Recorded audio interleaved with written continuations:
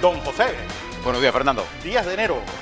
Buenos días a toda nuestra audiencia. Oiga, usted no deja de sorprenderme de tantas cosas que usted sabe. ¿Cómo que se llama el perro de la RCM? Pickles. Pickle. Y él se ponía... No, es que el escudo es el perrito oyendo la voz de su amo y por eso tiene la cabeza de lado. Entonces, oyendo al... Era Edison, era el perro de Edison. ¿Y dónde se leyó eso? Pues en la historia de la RCA, porque es interesante, porque al final la historia de esa compañía tiene mucho que ver con lo que es hoy todo el mundo de lo que se llama el show business. Y ahí es donde nace realmente el show business, bueno, actores, cantantes, y cómo van haciendo eso. Eso que ahora, pues, llaman, cómo es el lanzamiento de estos cantantes que uno, pues, hacen una canción y ya son una cosa mundial. Bueno, RCA fue la que tuvo la idea de empaquetar estos muchachos que se convertirían después en actores y en cantantes a nivel mundial. Y ahí sale la historia del perrito ese, de Edison, oyendo su voz de su emo, Pickles. Pickle. Bueno, ya lo saben. Lo escuchó aquí, en NetTV. Que Pickles es como los cachorros, esa mordida que, sí, que no muerden, pero que... Y los perros tienen esa capacidad de reconocer el sonido. Sí, el olfato y el oído son de las dos cosas fundamentales de los perros. Bien. Oiga, ¿qué día el de hoy? Se nos fue Yamil Rivas y regresa nuestra niña consentida. Pues Katy Dolande. La del colágeno. Ahora la van a ver. Hermosa como sí, siempre. Ya es como que se le pasó la moda del colágeno. No. Mírela. Ahora la va a ver. Está más joven. Sí. Si se puede estar más joven.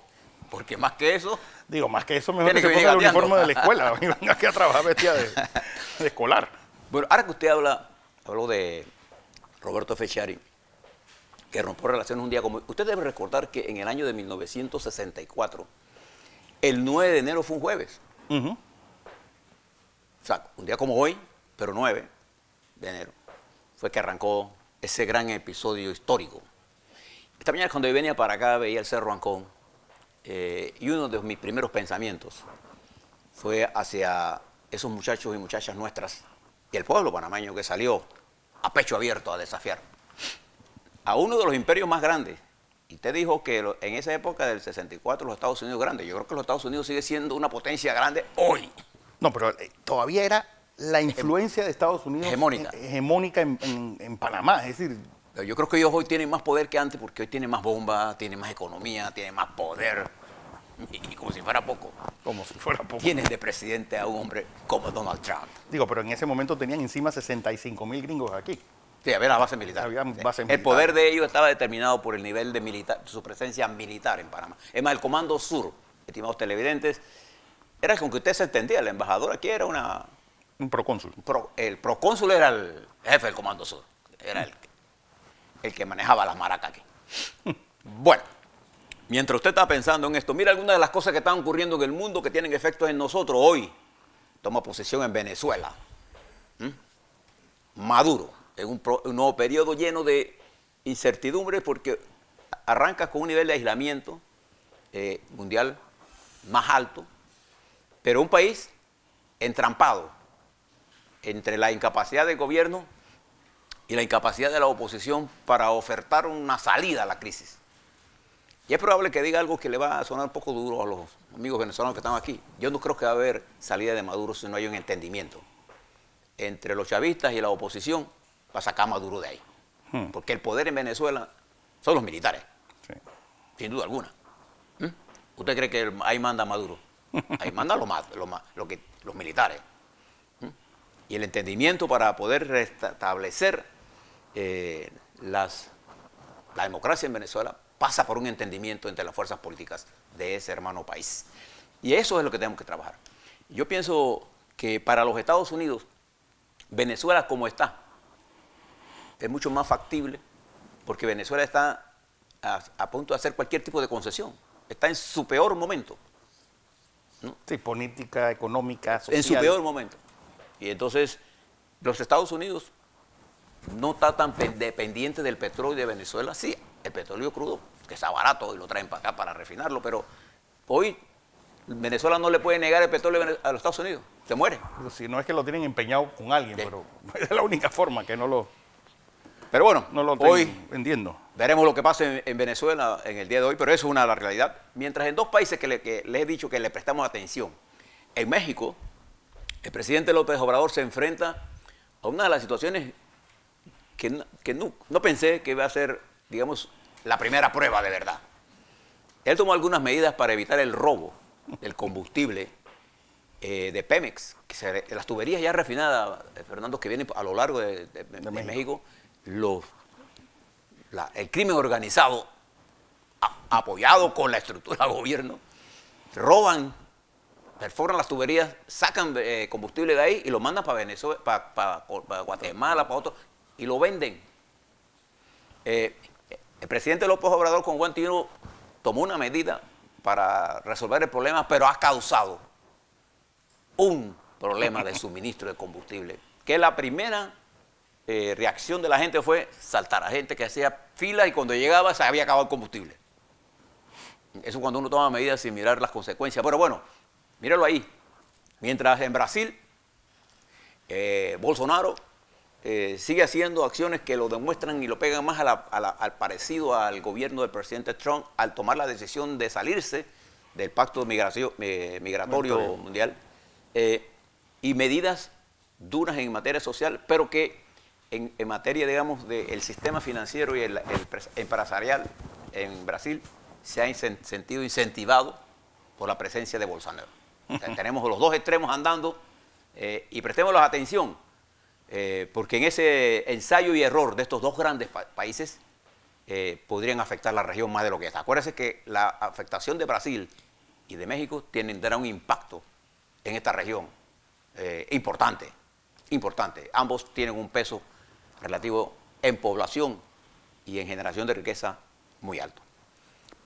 Pero si eso está pasando en nuestros países, mire lo que pasó ayer, lo que pasó en los Estados Unidos mientras nosotros nos fuimos el 9 de enero. En los Estados Unidos, el presidente de los Estados Unidos, que se enfrenta a un escenario sui generis, Fernando, la economía de los Estados Unidos se encuentra en uno de sus mejores momentos, en términos de crecimiento, en términos de generación de empleo.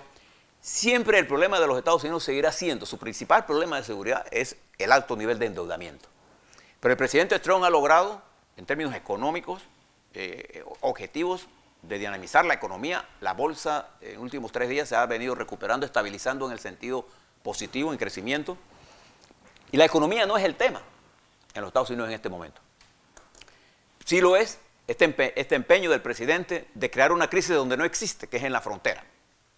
Y ha movido cielo y tierra para probar que hay una crisis humanitaria, dando cifras que no se acercan a la verdad, pero es su estilo de negociación.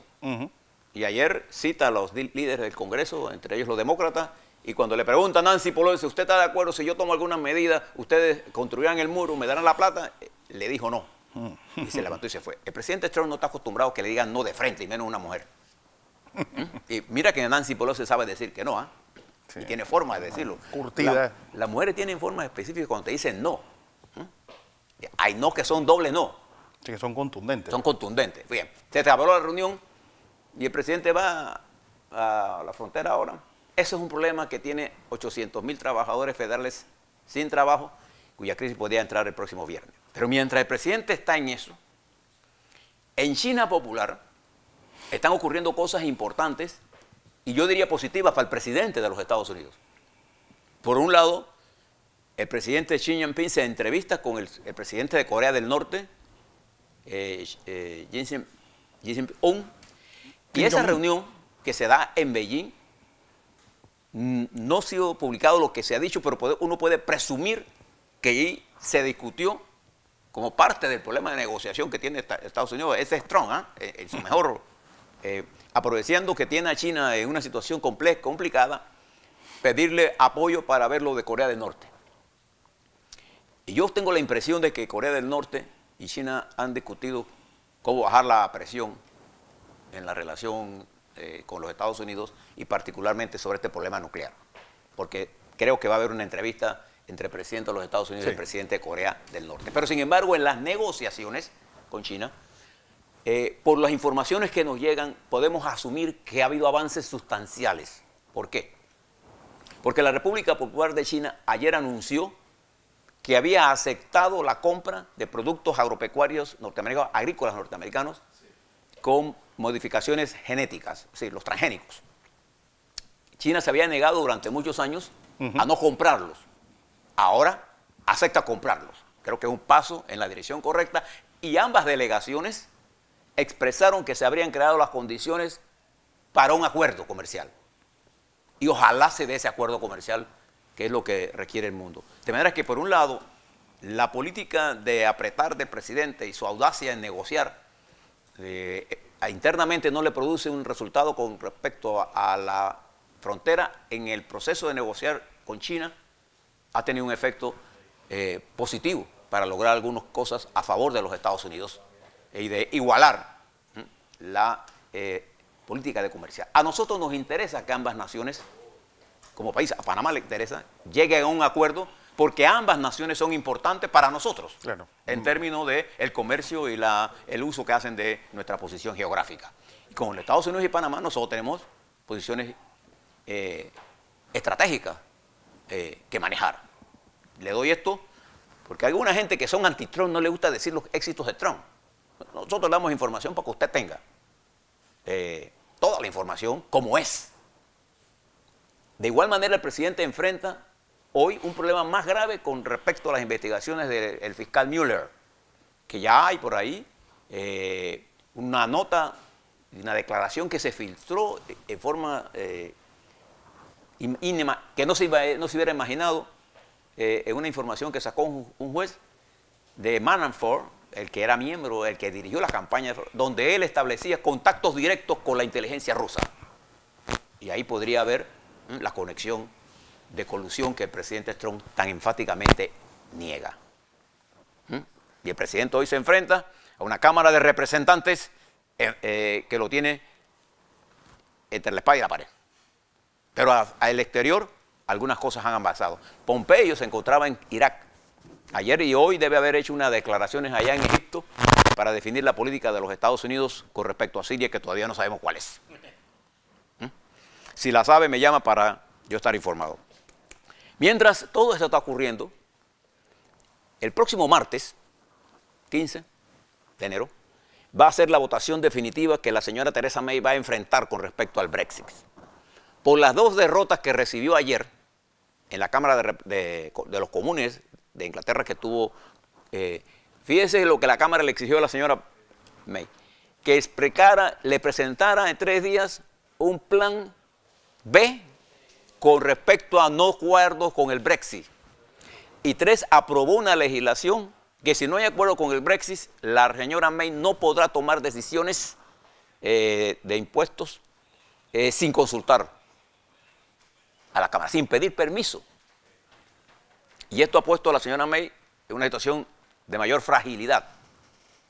Y el próximo martes se define esto, de lo que podría tener un impacto negativo. Y 2 noticias de Europa nos deben llevar a la preocupación. Por segunda vez, la economía alemana está en negativo. Y si se repite en el próximo trimestre, estaría en recesión. Alemania. Y por otro lado, el presidente Macron exhibe un índice de desaprobación de cerca del 75%. Mire qué cosa tan importante. Y en Italia, nuestros amigos de los nacionalistas, haciendo toda clase de locura. Y España, ni hablemos. Ni hablemos. Ni hablemos. De manera que el mundo está complicado, hay cosas importantes con respecto a nosotros. Estamos frente a la posibilidad de un acuerdo entre los Estados Unidos y China popular, el primero y segundo usuario de nuestro canal. Prestémosles atención a esto. A la vuelta, hablemos de Panamá. Quisiera hablarle le voy a hablar de política como tema central, pero quisiera darle algunas explicaciones sobre Merca Panamá.